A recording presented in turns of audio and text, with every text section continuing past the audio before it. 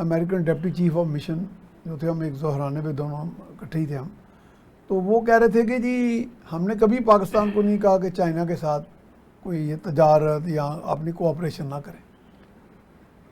China के साथ देखें वो तो खुद भी कर रहे हैं, इंडिया भी कर रहा है, सबसे ज़्यादा तो इंडिया का मसला उनके साथ, वो भी कर रहे हैं। तजारत से तो कोई इशू नहीं है,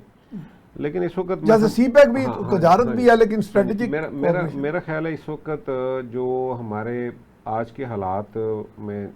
आज दोनों मुल्कों के दरमियान जिस तरह की बात चल रही है, देखें पाकिस्तान और अमेरिका के, उसकी वजह से ये समझ लें कि बहुत सारी जगह आपके लिए वैसे ही रास्ते खुल जाते हैं जब एक सुपर पावर आपके साथ चल रही है आपके बिजनेस के लिए। और आपकी सारी एक्सपोर्ट जितनी भी है, आपको पता है कि चाइना में नहीं है, आपकी एक्सपोर्ट जो है वो अमेरिका में शायद हमारा नंबर वन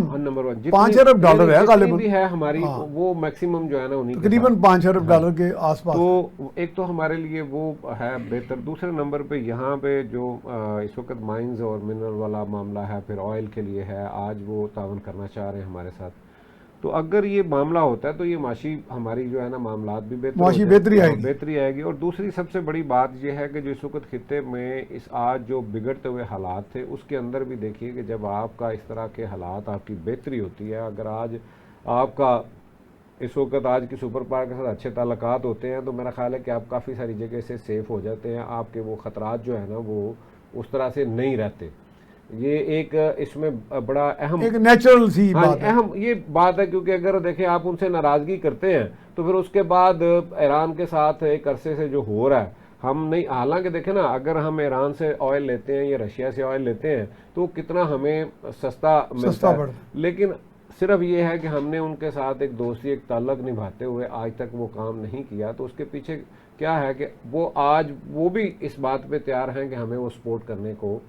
तैयार हैं, यानी वो हमें इजाजत दे देंगे ईरान से तेल मंगाने। सर वो आप ये फोर्स ही कर रहे हैं। मैं समझता नहीं, मैं अभी तक तो ये बात अभी ये बात नहीं है, लेकिन ये है कि मैं समझता हूँ कि ईरान भी जो है ना वो आपके साथ अभी पिछले दिनों जब उनका दौरा यहाँ हुआ है तो उसमें खाली ट्रेड की बात नहीं थी, उसमें ये भी बात थी कि इस वक्त आपके हालात जो बेहतर हैं,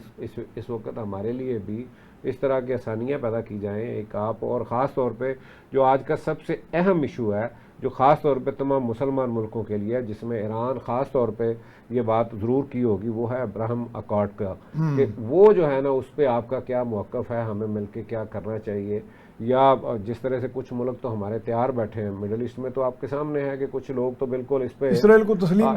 करने के लिए तैयार हैं। एक वो मामला जो है ना, तो इसमें मैं समझता हूँ कि अगर हमारे आज के ये दौरा जो है, इसमें माशी मामलात की बेहतरी बहुत बेहतरी की तरफ हम जाएंगे। और ख़ास तौर पे IMF से देखें हमारे जो मामलात हैं जिनके साथ हम चल रहे हैं, या बाकी वर्ल्ड बैंक है, बाकी जगह, क्योंकि आपकी सारी मैशत तो खड़ी इस वक्त, अभी तक अपने पाँव पे तो आप खड़े नहीं हुए, अभी तो आपको सहारों की ज़रूरत है। वो सहारे जो है ना, अगर इनके साथ ताल्लुकात हमारे बेहतर होते हैं तो आपको पता है कि वो हमें जो है ना एक ज़मानत के तौर पे वो एक हमें वहाँ से एक हमारा बैलेंस हो जाएगी हमारे। हाँ जी, एक तो ये खारजा पॉलिसी। दूसरी बात मैं ज़रूर यहाँ करना चाहूँगा, अभी कनर साहब ने जब बात की है ना, आपने हुब्बुल वतनी की बात की, मैं चूँकि बाहर रहा हूँ, यकीन मानिए कि हमने इंडियंस को ये क्रेडिट देना पड़ेगा उन्हें।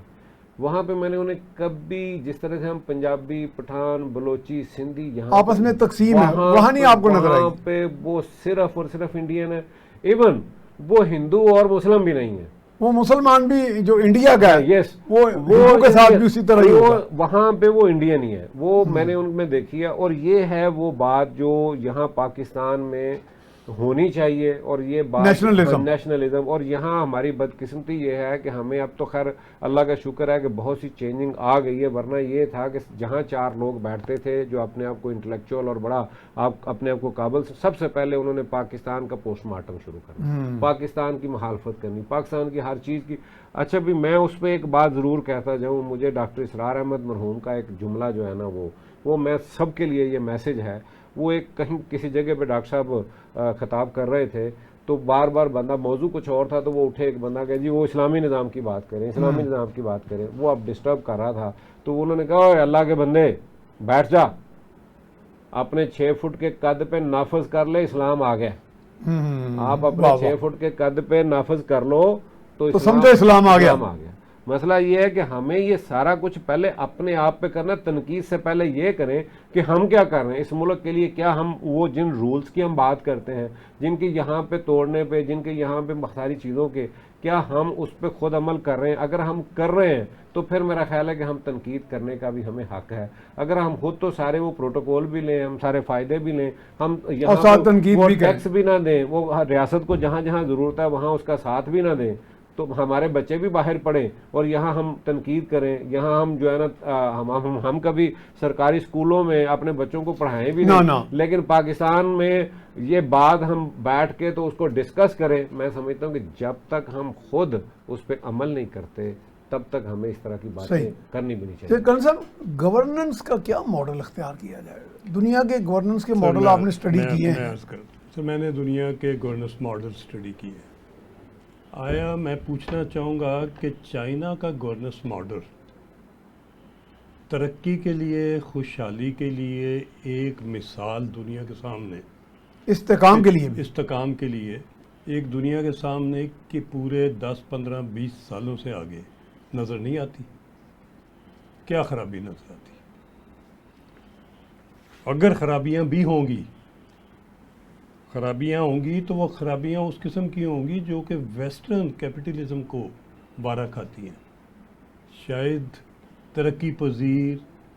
या गरीब मुल्कों को वारा नहीं खाती। जिस मुल्क की इकानमी ही डिफ़ॉल्ट में धकेल दी गई हो, जिसकी मैन पावर की अनएम्प्लॉयमेंट 40% के लगभग हो, जिसकी पॉवर्टी लाइन भी 40-45% के लगभग हो, जहाँ 10-11 करोड़ बंदे फारग बैठे हों, करने को कुछ ना हो, पॉपुलेशन कंट्रोल ना हो रही हो, जिस किसी शोबे को आप देखें उसमें आपको इतनी खराबियाँ सीरियस नज़र आए और उसका इलाज आसान ना हो, तो उधर गवर्नेंस का मॉडल मास वाइज इसके कि प्रिवेंटिव अकाउंटेबिलिटी हो, मास वाइज इसके कि कोई भी शख्स अकेला डिसीजन ना कर सके। हाँ। बेशक वो डिप्टी कमिश्नर है, वो कमिश्नर है, वो चीफ सेक्रेटरी है, कोई भी बंदा अकेला, वो कारोबारी किसी भी जगह के ऊपर, नीचे यूनियन काउंसिल तक, लोकल बॉडीज तक के चेयरमैन तक, किसी बंदे को इख्तियार ना हो कि अकेला वो फैसला करेगा। जब हमारा मोरालिटी का, दयानतदारी का, ईमानदारी का जो लेवल है, जो स्टैंडर्ड है, वो दागदार है, तो उस दागदार का इलाज ये है कि कमेटीज बनाएं, एल्डर्स की भी, पढ़े लिखे और इंटेग्रिटी वाले लोगों की, कॉम्पिटेंट लोगों की, वो फैसला करें। 11 बैठा दें, 21 बैठा दें, 31 बैठा दें, जितने मर्जी बैठा दें, पूरी असम्बली बैठा दें, मगर फैसला मेजॉरिटी वोट से करें और जिस एक कात के ऊपर उस फैसले का रिपरकशन भी ना आए।